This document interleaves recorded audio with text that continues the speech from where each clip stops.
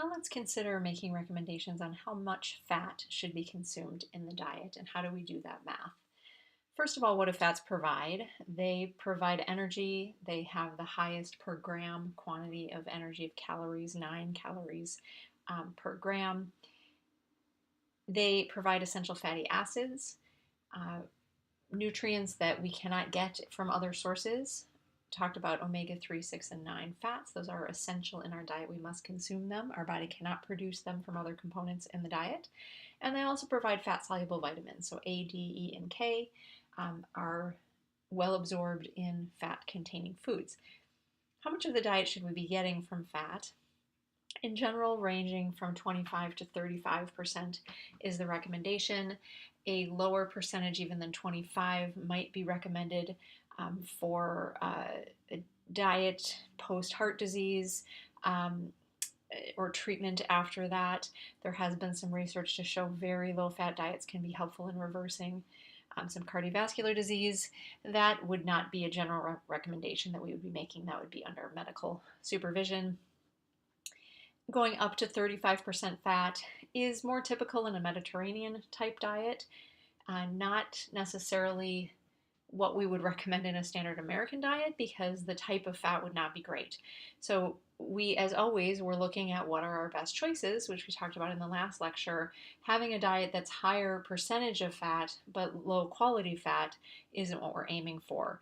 The only reason I would go up to 35% is, of course, if it's very rich in monounsaturated fats and omega-3 fats and creating that best balance. What are some things that you might consider when choosing a quantity of fat in the diet? Weight gain, maintenance or loss.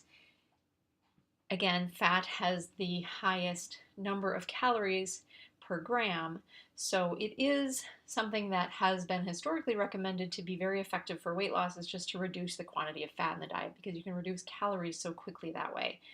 I don't find that to be terribly effective. I think we're pretty research is pretty consistent today to show that a low-fat diet hasn't been always helpful because what we replace it with isn't necessarily good for our health, or lowering calories. Really, it's we still have to consider lowering calories. So weight gain, maintenance loss, those are all factors that we certainly will consider. Health status. Again, it's the type of fat as well as the quantity of fat. If someone is at significant risk for heart disease or has a history of heart disease, we would maybe want to consider a lower fat diet or be, again, of course, just choosing the best quality of fat. So looking at someone's history and what their health is and what has changed and what their family history is, there's a lot of things that we'll consider when choosing that quantity of fat. Our range is relatively small. Most often about 30% is what we would recommend in comparison to the carbohydrate range, which, might be from 45 to 65% of calories. And then looking at symptoms. If someone is having a lot of digestive issues, I might look at, is their diet too rich in fat? And that might be they're not absorbing fat very well. Do they have some gallbladder health concerns or has had their gallbladder removed? Then we might want to adjust fat intake because their body is not digesting it as well. If someone's brain is not functioning optimally, like they talk about brain fog or have some focus issues, that could be a low fat. Their diet is too low in fat, and we might want to increase fat. Those essential fatty acids that we require, it might be some skin issues that they just don't have adequate essential fatty acids, which are necessary for healthy skin and hair. Neurologic function, neurotransmitters. We need fat for so many components of our diet and our health. So I would always be considering the health status as well as their symptoms to make those judgments. As always, there is not a one-size-fits-all. So we have to take each person as an individual and decide what is best. And then in doing our calculations, the same as we did with carbohydrate, we're going to start out with our calorie intake and multiply it times our percentage recommendation. So for this example, we're using 2,000 calories, multiplying it times 30% fat, coming up with 600 calories from fat.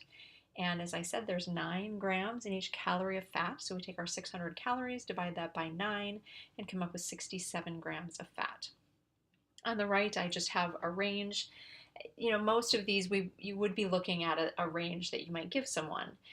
To suggest that someone, of course, is going to have exactly 67 grams of fat is completely unrealistic. So I want to give them a ballpark of I'd like, when you're looking at labels and keeping track of your intake, to be somewhere in this range. And this just gives you another calculation: 1,500 calories times 30 or 35%, 450 to 525 calories from fat, and then our grams is 50 to 58 grams of fat. This is useful because it gives people information when they're looking at labels, when they're making judgments about their food choices.